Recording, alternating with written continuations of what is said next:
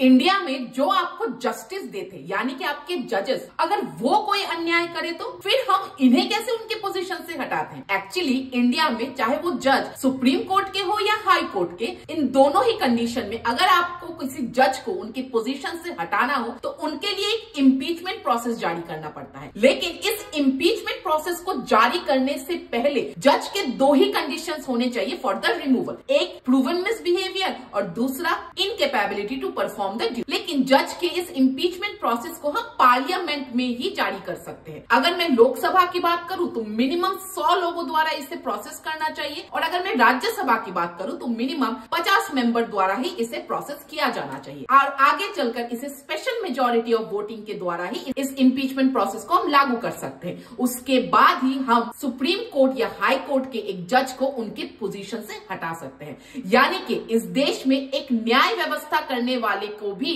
अगर वो कोई अन्याय करते हैं तो उन्हें भी इस देश में इक्वली पनिशमेंट मिलता है, लेकिन with a higher degree of clarity and process.